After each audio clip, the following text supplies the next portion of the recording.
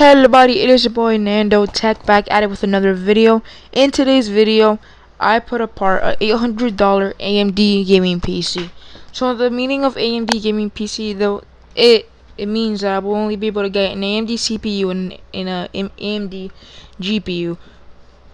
So yeah, the estimated wattage is about 329 watts, and the price is only $806.82, which is $6.82 over the budget, but that's fine. It's not that much.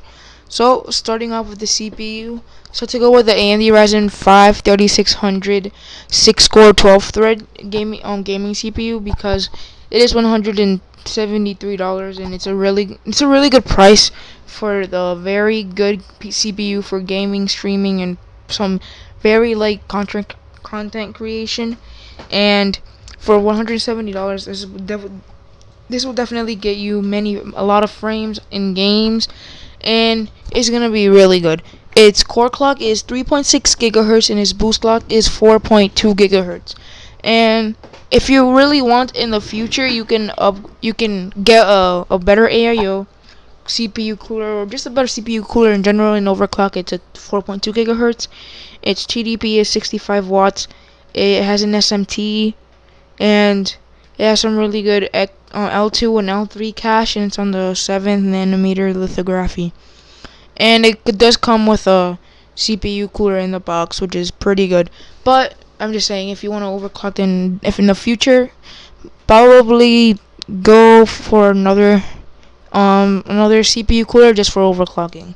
For the motherboard, I decided to go with this MSI B450 Tomahawk Max ATX AM4 motherboard, because it is compatible with the CPU, and it's also $115, and it has a lot of ports that you will need for gaming. I mean, we can't really see them right now, but it is pretty good. They're pretty good, and it also has 4 slots. It's AM4. It supports about 120 gigabytes of memory, and it has all of your SATA ports over here, and a lot of pretty good things that you will need for a gaming PC, and basically to connect it. These are all the memory speeds, really good. And if you really wanted, you can buy like a Wi-Fi dongle if you don't want to connect it with Ethernet. It's going to be compatible. And yeah, for the memory, so I had to go with this G-Skill Ripjaws V16 2x8 DDR4 3600 megahertz RAM, because I mean, it is 2x8, which means that we will be getting dual channel. It's also 3600 megahertz, which is a really fast memory speed for Ryzen, because you know that Ryzen loves really fast memory, and it's also very cheap for us, about $70, and it can be expanded to 32. But the only thing that I don't really like about it is the timing and the cache latency, which is 19, and the timing is 19, 20, 20, and 40. Just pretty slow, but like it will like be good because of the speeds, and the color matches. Well, it does match with like the color scheme of the PC, and it's pretty good. So for the storage, as an SSD, I decided to go with this Team GX2 128 gigabyte 2.5 inch SSD. And they decided to go with this one because it's the cheapest SSD for about $20. It's also 128 gigabytes, which is gonna be enough for downloading Windows and a couple applications, and it's pretty fast. You can upgrade it to about 2 terabytes if you wanted to. And its interface is SATA. It's not an NVMe SSD, and yeah, it's pretty good.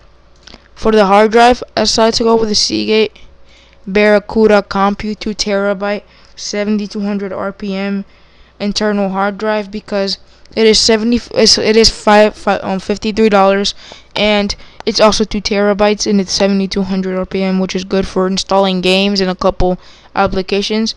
And it's SATA, and it's pretty normal to have this hard drive in your PC.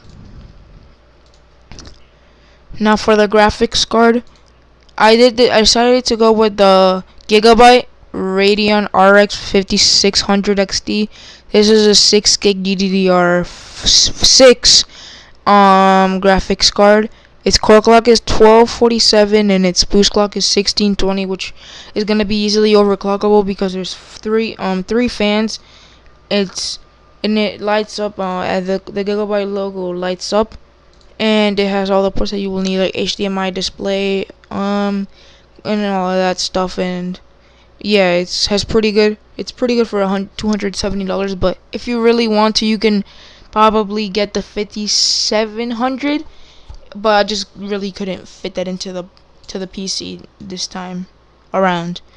For the case, so I took over the Zalman S2 ATX mid tower case because it's really good for the money of $45, and you can put a couple fans on the front and two I think on the top, and it also has a PSU shroud and a hard drive shroud, which means that you can put a couple like 4 hard drives I believe, and the power supply will be hidden in all the cables as well.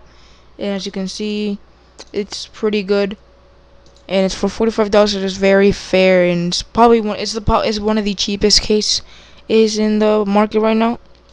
And for the power supply, I decided to go with this EVGA 600 watt 80 plus white certified ATX power supply because it is it's $55 and it's 600 watts, which is definitely going to be able to power our PC, and it's also going to be able to be upgradable in the future, and it is very cheap, as I said, $55. But the only thing that are bad about this is it's like all the cables are included, and you're gonna have to do some really good cable management, and all the cables are ketchup and mustard. But that's really it, guys. If you haven't already, don't forget to leave a like, subscribe, and hit the like button. I already said that. And just follow me on all my social medias. And yeah, see you tomorrow.